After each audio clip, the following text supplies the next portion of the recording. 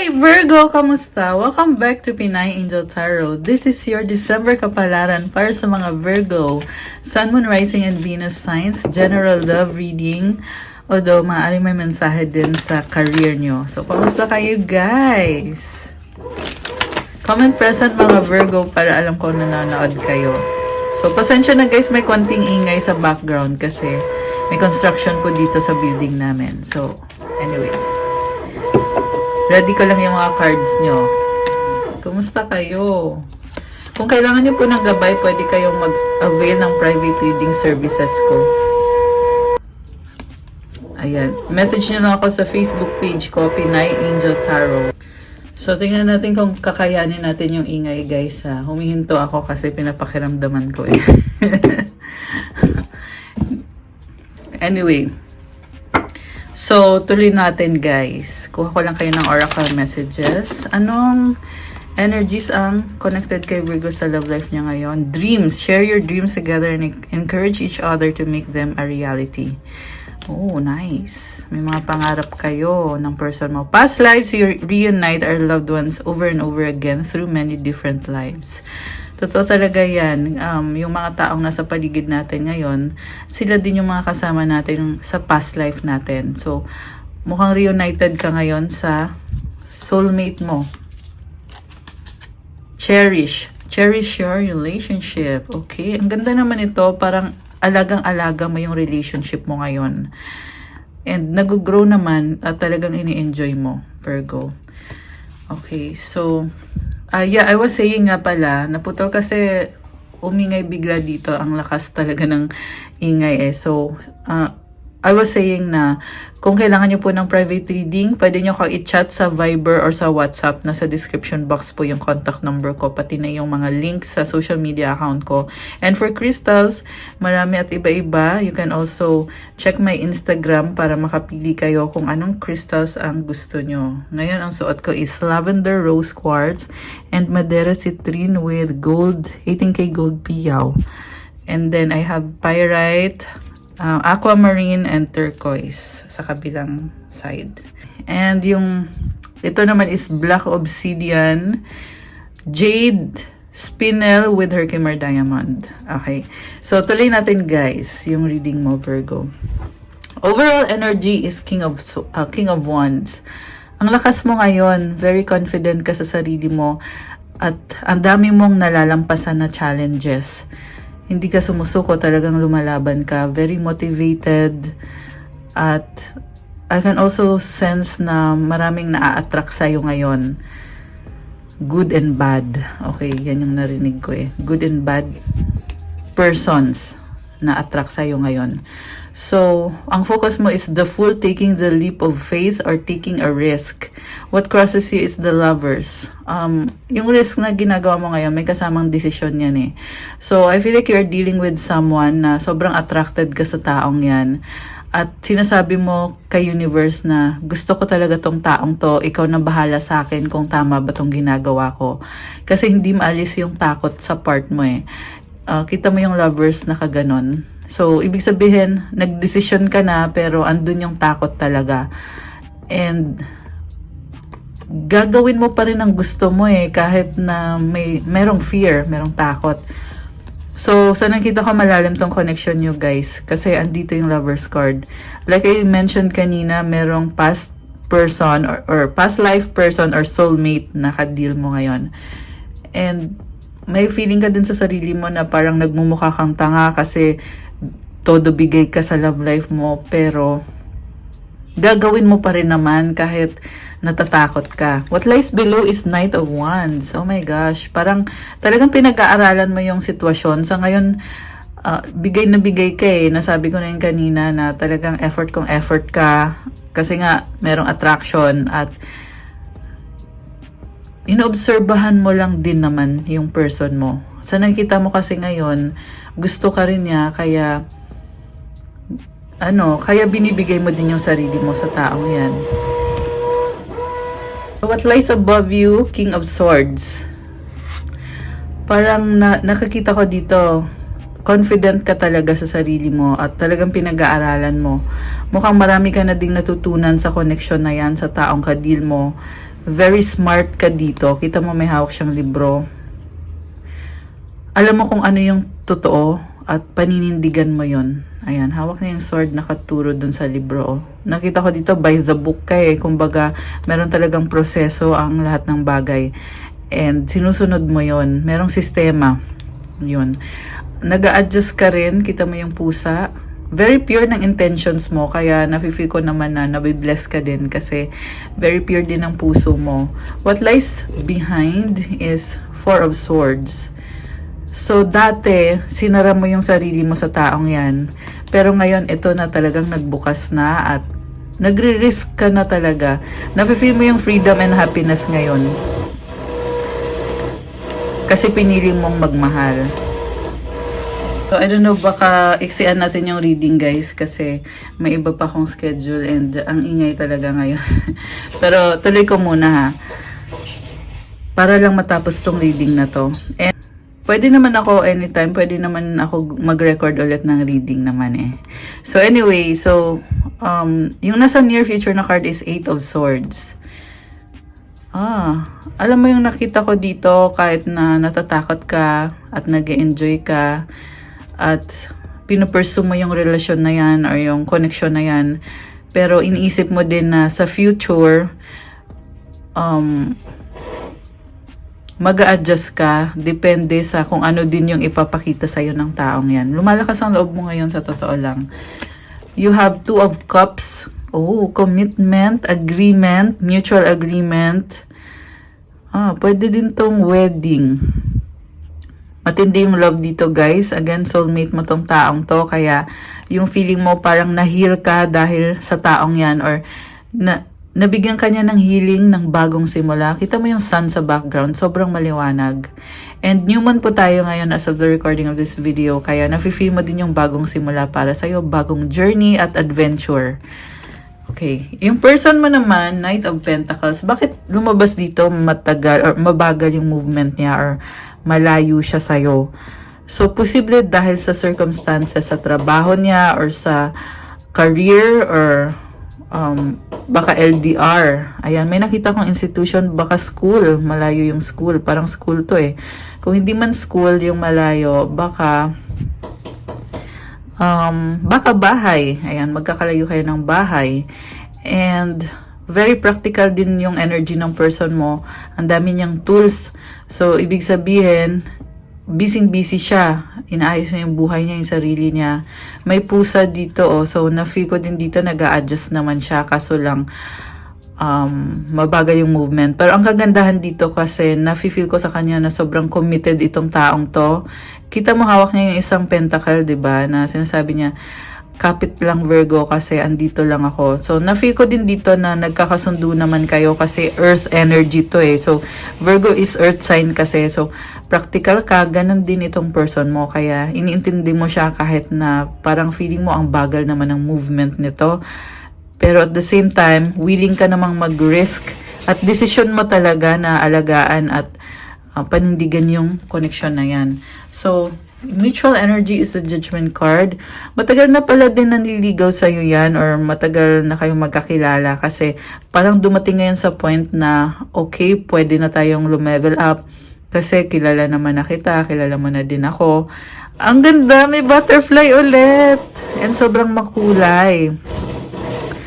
So, kita mo yung bundok, oh. Merong bundok dito. Achievement to, guys. Itong Judgment card. So, kasabay ng achievement ninyo, nagdesisyon ka rin na ipagpatuloy yung relasyon nyo. So, ang outcome is the Devil card, which is, alam mo saan nakita ko dito, nasa loob yung tension. So, kita mo yung volcano, umuusok.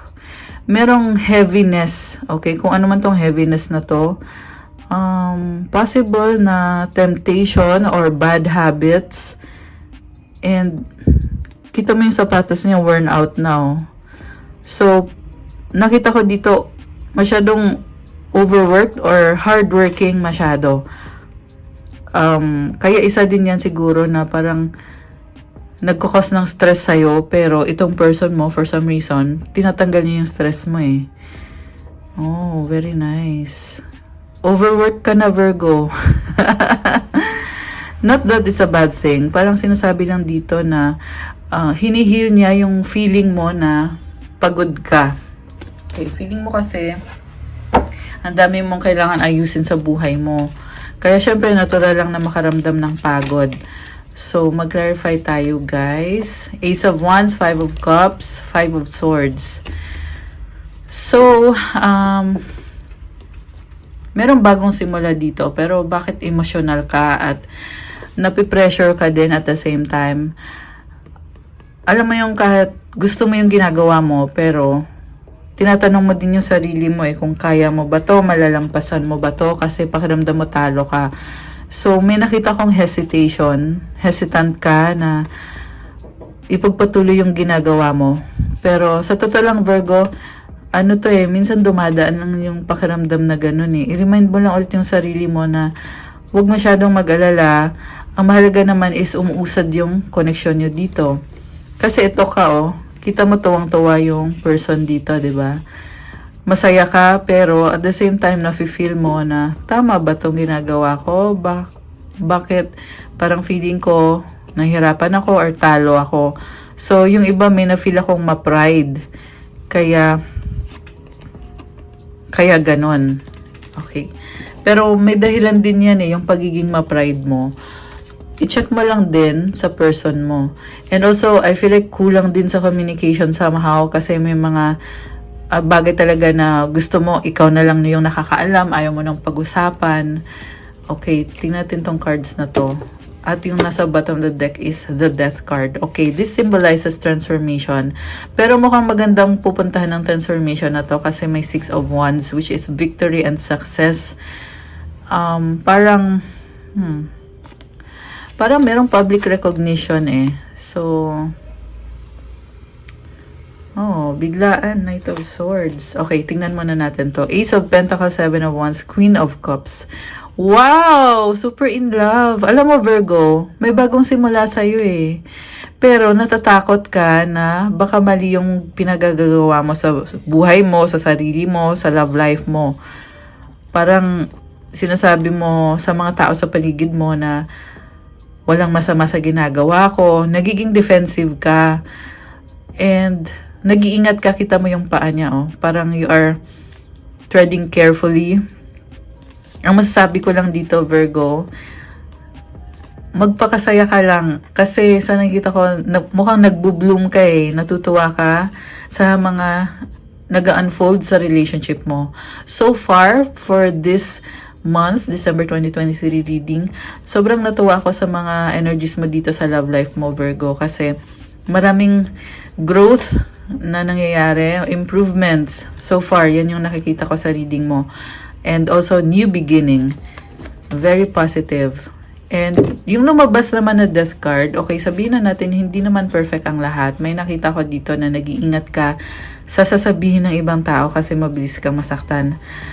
And nasa point ka kasi ngayon na may bago sa buhay mo So, siguro, posible hindi nila tanggap yung person mo, kaya takot ka na husgahan. And, alam mo yun, ayaw mong may nasasabing hindi maganda, mabilis ka masaktan, very vulnerable ka sa mga desisyon na ginawa mo ngayon. So, Two of Pentacles, alam mo din kasi sa sarili mo na hindi ka perfect at ang dami mong kailangan ayusin sa buhay mo na hindi mo din sure kung malalampasan mo or makakaya mo ba. Pero binabalanse mo. Matapang ka nga kasi kaya mong balansehin. Kita mo nakatayo siya sa siso. Ayan, yung nakita ko dito, ang lakas ng paa mo na kumbaga, ang hirap kayang bumalanse pero nakakayanan mo. Ayan, nakakaya mo talaga. Grabe. Okay. So, bakit naman yung person mo ay parang malayo or mabagal? The Moon, the Strength card, Wheel of Fortune, Eight of Cups. So, may time talaga na tumalikod yung person mo para unahin yung sarili niya. And feeling ko factor din yung distance sa inyo, magkalayo kayo or hindi kayo magkasama. Kaya sinasabi dito na ayusin ko lang yung sarili ko. May time na parang feeling mo tinalikuran niya kung ano yung pinagsamahan ninyo Okay, pero Sabi naman ngayon dito sa ibang cards mo, may time talaga na gusto niyang mapag-isa kasi chinecheck niya lagi yung sarili niya kung tama ba yung ginagawa ko, masaya ba ako dito, may mali ba sa akin, may kailangan ba akong ayusin sa sarili ko. And parang tingin niya sa sarili niya, very strong siya eh.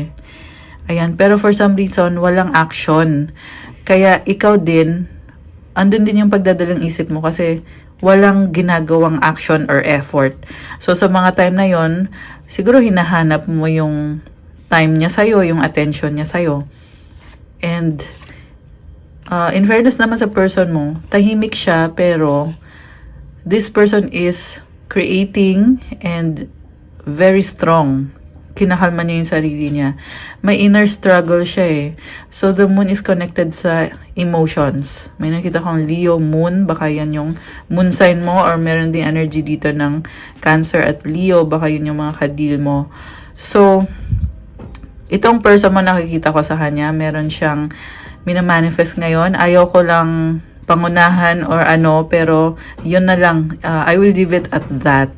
Okay? Kasi sa nakita ko, ginagawa niya yung best niya eh. Ginagawa niya talaga yung best niya. So, you should give credit sa taong to para dyan sa effort niya. Kahit na nahihirapan siya. So, ito na nga na-challenge kayo kasi malayo siya or mabagal yung movement niya. Pero, in fairness sa kanya, meron siyang Wheel of Fortune card which is, this symbolizes expansion, growth, transformation. Kasi umiikot yung gulong eh. So, umiikot yan. Kumbaga, merong adjustment sa part niya na para i-transform yung connection nyo para maging okay kayo. Haba naman ang hair ni Virgo. Okay.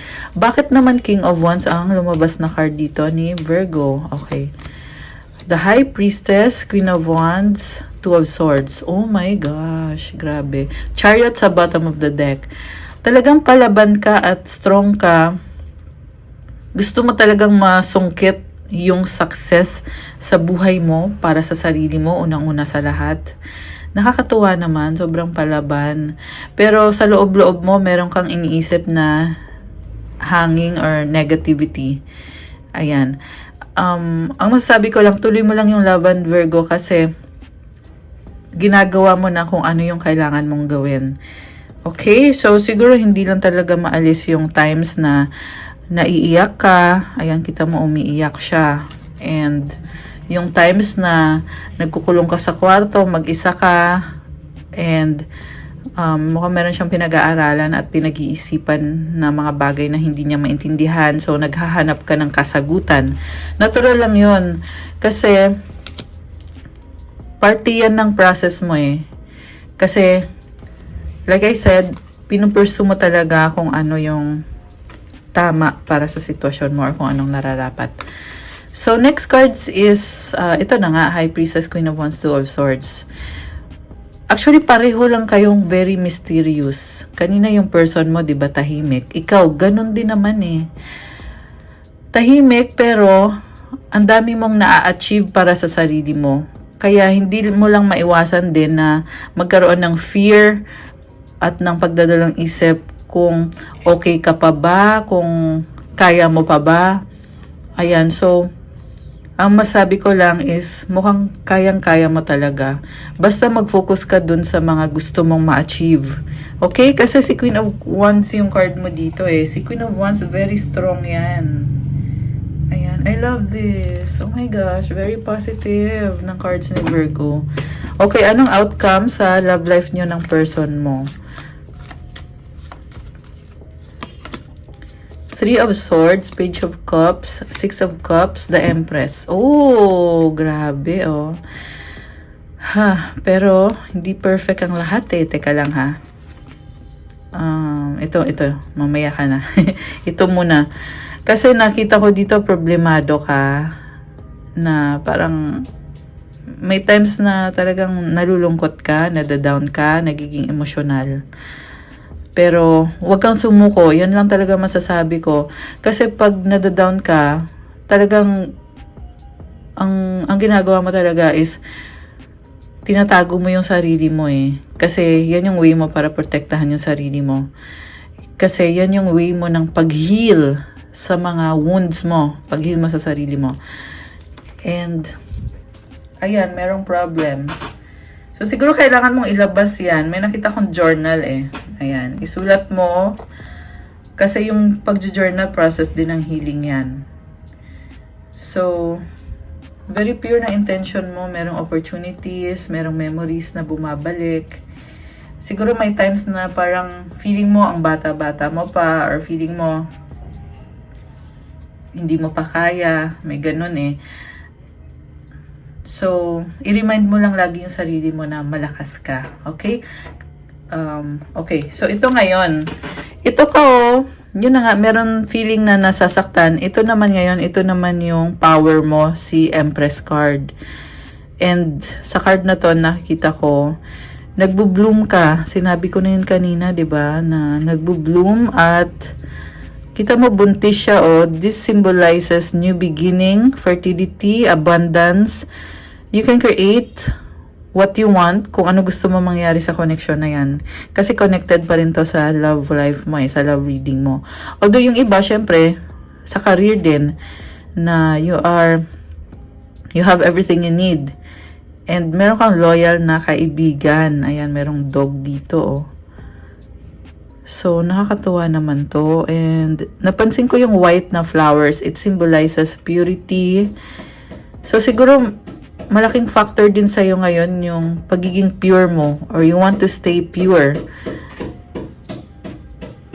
Ayan. And, nakakatuwa kasi buntis siya eh. So, it symbolizes maraming blessings at posibleng isang malaking blessing ang ini-enjoy mo ngayon sa love life mo at sa career mo. Wow! Very nice.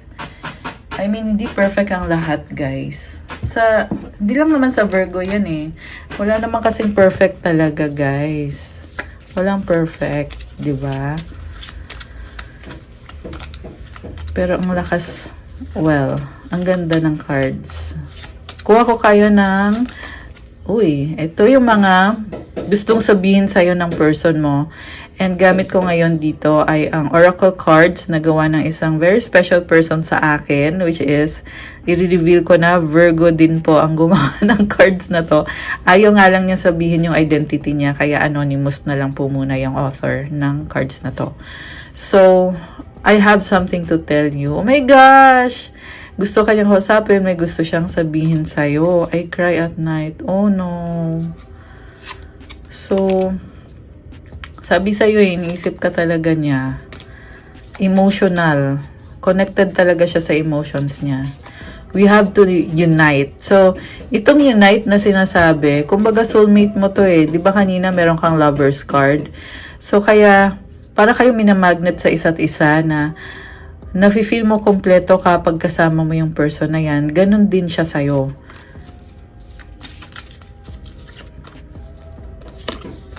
You make me happy! I love this. Ang gaan lang eh. Good vibes. Masaya lang siya. Ganon lang. Hindi kailangan maging perfect. Ang mahalaga, masaya. We are healing and learning with all of this. Being near you is intoxicating. Pareho kayong nag-grow, natututo kayo, at merong attraction dito sa connection ninyo. Ayan, very nice. And gamitin natin ngayon yung Tagalog Love Oracle na ako naman ang gumawa nito. Ano pa bang mga gusto niya sabihin sa'yo or energies na connected sa inyo? You're special!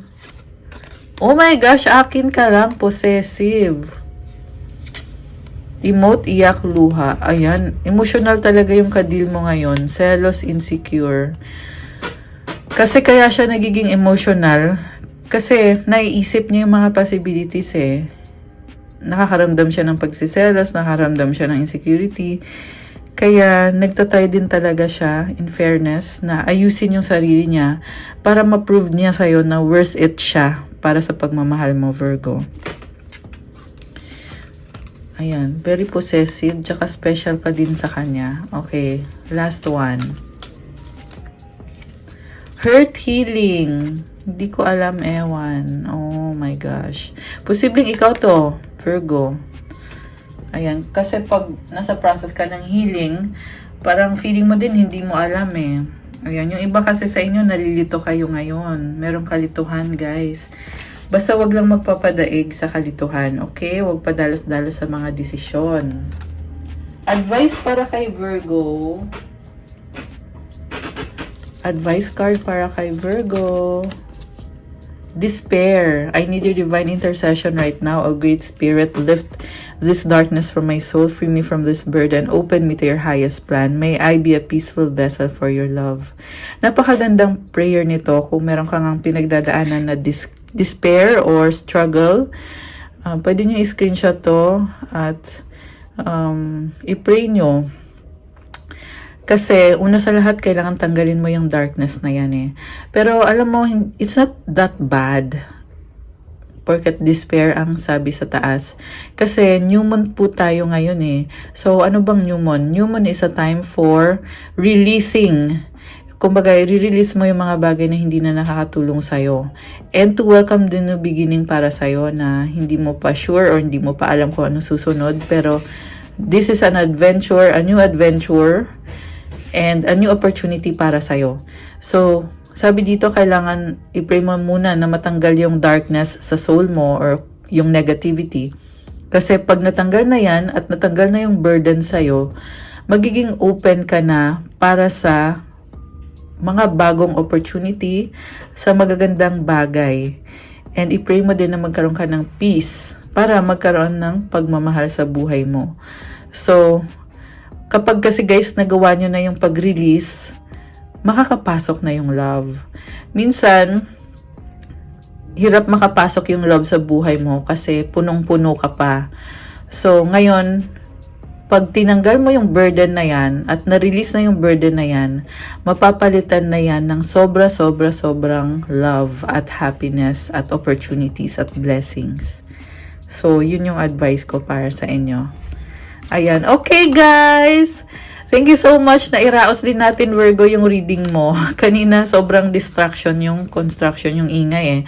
So, that's all for your December Kapalaran. Thank you so much for watching. Make sure naka-like na kayo and subscribe for more readings, especially kung bago kayo sa channel na to. Syempre, gusto ko ding pasalamatan yung mga Virgo na nag-subscribe na at laging nagko-comments. Natutuwa ako sa mga comments ng mga Virgo. Thank you so much. And, yeah, kung kailangan nyo po ng gabay, pwede po kayo magpa-private reading sa akin. Syempre, may bayad kasi pag private reading, pero ikaw mismo yung i-reading at gagabayan or bibigyan ka ng gabay sa specific situation mo. And also, kung kailangan nyo po ng crystals, ayan, check out my Instagram, i-message nyo lang ako. Iba-iba po yung prices ng crystals kasi iba-iba din yung value bawat crystal, kaya po ganon. Pero, ang maganda po kasi sa crystals ko compare sa iba is sure kayo na 100% legit. Maliban pa doon, talagang alagang-alaga ko yan. Nilalagyan ko yan ng prayers. Nilalagyan ko yan ng specific intention na para sa'yo lang. So, kaya, lalo siyang napapalakas. At mas lalong na-enhance yung energy ng crystal. So, kung hindi nyo pa na-try yung mga crystals ko, crystal bracelets, i-try nyo na. Marami na pong nag-try na, usually kasi yung mga clients ko ay first time pa pong gumamit ng crystal. Pero once po na na-try nyo na, dun nyo na masasabi na kaya naman pala, ganun pala kaganda yung crystals. At iba-iba po ng location ito, or iba-iba ng origin or ng pinanggalingan. Meron galing sa Brazil, Peru, USA, South Africa, iba-ibang parte ng mundo yung pinanggalingan ng mga crystals. Kaya itry nyo na din kasi tutulungan ka talaga at lifetime mo na yan, yung mga crystals mo. So, yun lang po yung message nyo na lang ako. Again, meron for your love, for protection, for vitality, for attraction of money, and marami pa pong iba, guys. I-check out nyo na lang sa Instagram ko. And for the private reading, i-message nyo ko sa Viber or sa WhatsApp para mas mabilis. Okay? Nasa description box po yung number ko at pati yung link ng Facebook at ng Instagram page ko. Ingat lang kayo guys kasi may mga scammers. So, para sure kayo na account ko yon, gamitin nyo yung link sa ilalim ng description box. Dun kayo mag-click. Pero ilalagay ko din dito yung ano ko. Ayan. Meron akong 5,700 followers ngayon. If I'm not mistaken. Ayan. So, thank you so much again, Virgo. Advance Merry Christmas sa inyo, guys. Enjoy the holidays. God bless. Stay safe. And see you again soon. Love you, guys. Bye!